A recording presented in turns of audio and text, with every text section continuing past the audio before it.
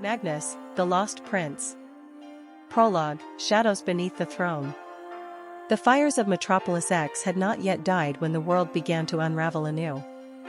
Where Ilior Vael'Tharyn had vanished, he left behind a world fractured, its skies frozen in eternal twilight, its rulers scrambling to fill the void left by gods and kings alike.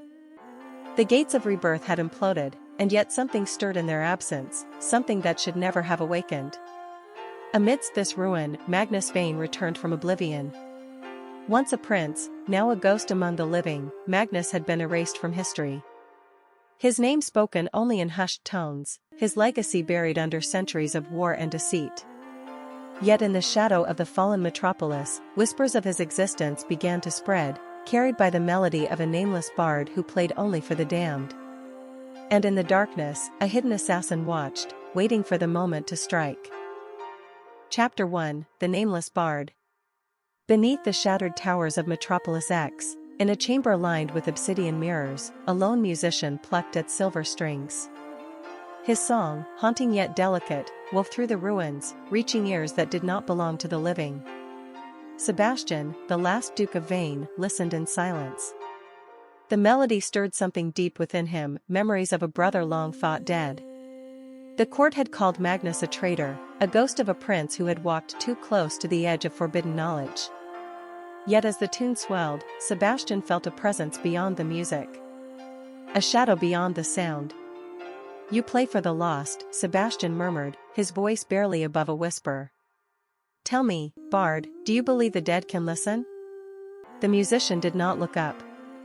His fingers danced over the strings.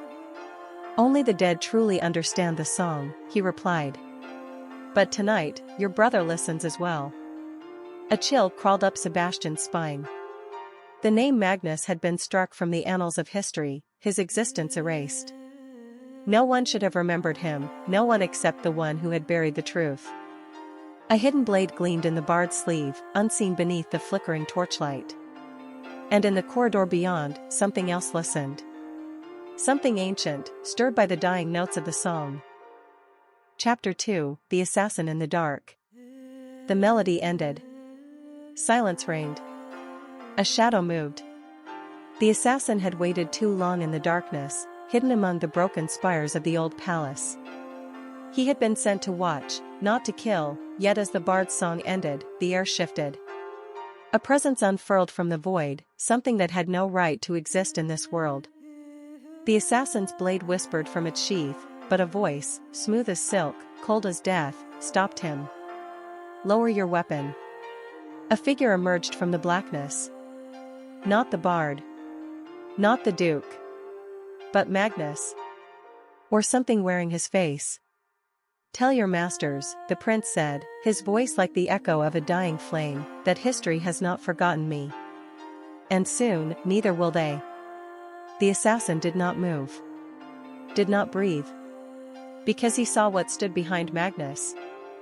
A flicker of black flame. A shadow with Ilior Vael'Tharyn's eyes. And a smile that did not belong to the living.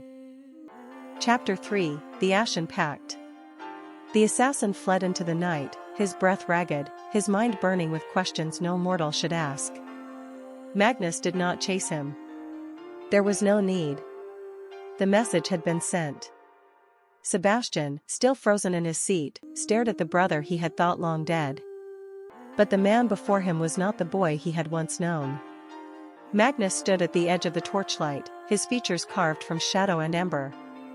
His presence was wrong, a flicker between past and present, as if the world itself had forgotten how to shape him. "You should not be here," Sebastian whispered. Magnus smiled, a slow, hollow thing. "Neither should you." The bard, silent until now, adjusted the tuning of his instrument. "The world has changed, your grace," he murmured, plucking a discordant note.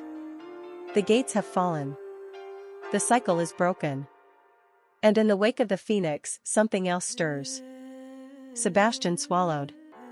Something else?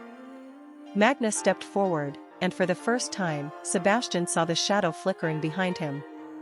A presence that was not entirely his own.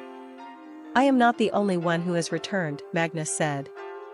"And I am not the worst of them." Chapter 4, The Blackened Throne. The streets of Metropolis X whispered with rumors. Some said the lost prince had risen from the grave. Others claimed a revenant walked in his shape, something neither dead nor alive. Cale Draven, his face hidden beneath a golden mask, listened in silence. Once heir to the Syndicate, now a man reshaped by agony, Cale had spent years preparing for his revenge. Ilior had burned him. Had reduced him to ruin. But Ilior was gone, and Cale remained. And now, another ghost had returned. Cale traced a finger along the molten scars beneath his mask. His spies spoke of shadows moving beneath the old palace. Of an assassin who had vanished after witnessing something beyond comprehension. Of a melody that should not have existed. He clenched his fists. If Magnus has truly returned, he said softly, then it is time for him to die again. The Blackened Throne, the Syndicate's stronghold, pulsed with the scent of oil and blood. Cale would see this ghost buried once and for all. Chapter 5, The Revenant's Gambit. Magnus did not sleep. Sleep belonged to the living, and he was no longer certain if he counted among them. In the forgotten halls of his ruined palace, he traced the cracks in the marble, memories bleeding through his fingers. Once, he had been a prince. Once, this city had been his. But that life had died in fire. The bard sat nearby, playing softly. The melody was one Magnus recognized, an old lullaby, twisted now into something darker. You are losing time, the bard murmured without looking up. Soon, the city will see you. And they will come. Magnus exhaled, watching as his breath curled into smoke. Let them. From the depths of the palace, something laughed. A voice that was not his own.